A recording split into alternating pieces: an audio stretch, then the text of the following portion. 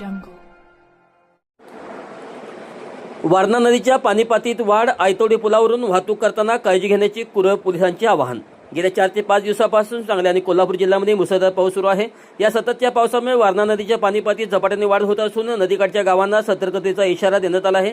या पार्श्वभूमीवर सांगली आणि कोल्हापूर जिल्ह्याला जोडणाऱ्या महत्त्वाच्या आयतोडी खुर्द तालुका वायवाळीतील वारणा पुलाची कुरळ पोलिसांनी आज सकाळी सोमवारी पाहणी केली.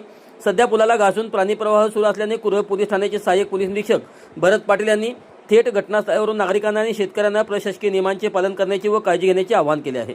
आयतोडी खुर्द पुलावरून मोठ्या प्रमाणावर वाहतूक सुरू असते. मात्र जर पुलावर पाणी आले किंवा नदीच्या पाणीपातीत वाढ झाली तर नागरिकांनी कोणत्याही परिस्थितीत पुलावरून धोकादायक प्रवास करू नये. वारणा नदीच्या काठावर राहणाऱ्या नागरिकांनी पाण्याच्या वाढत्या प्रवाहाकडे दुर्लक्ष करू नये. पूर परिस्थिती निर्माण होत असल्याने महिला, नागरिकांनी, लहान मुलांनी नदीकाठच्या भागात कपडे धुणे, आंघोळ करणे किंवा इतर कारणासाठी जाणे पूर्णपणे टाळावे. नागरिकांची सुरक्षा हीच पोलिसांची पहिली प्राथमिकता असून कोणत्याही आपत्कालीन परिस्थितीत नागरिकांनी स्थानिक प्रशासनाशी व पोलिसांशी संपर्क साधावा असे आवाहन देखील करण्यात आले. गेल्या काही दिवसापासून पावसाचे प्रमाण खूप वाढले आहे. आयतोडी खुर्द पूल हा सांगली आणि कोल्हापूर जिल्ह्यांना जोडणारा मुख्य मार्ग आहे. जर पुलावर पाणी आले तर कोणीही धोका पत्करून प्रवास करू नये. नदीकाठच्या नागरिकांनी स्वतःची आणि आपल्या जनावरांची काळजी घ्यावी असेही कुरळ पोलीस स्टेशनचे सहाय्यक पोलीस निरीक्षक भरत पाटील यांनी आवाहन केले आहे. मी भरत तुकाराम पाटील, सहाय्यक पोलीस निरीक्षक, कुरळ पोलीस ठाणे.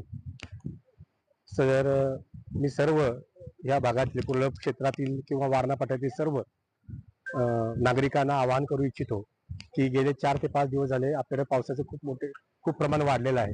त्यामुळे जे आपल्या बाजूला जो आयतवडेचा जो पूल दिसत आहे, हा सदरचा पूल हा सांगली आणि कोल्हापूर या 2 जिल्ह्यात जॉईन होतो आणि याबरोबर बरेच मोठी वाहतूक या पुलावरून चालत असते.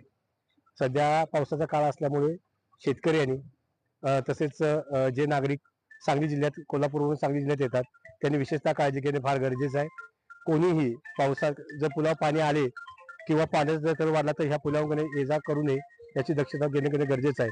तसेच काठावरची जी वस्ती आहे त्या काठावरच्या वस्तीतील लोकांनी सुद्धा जे कपडे धुणे किंवा बाकी इतर गोष्टी आपण नदीच्या बाजूला करत आहोत तर त्याबाबत विशेष काळजी घेणं गरजेचं आहे.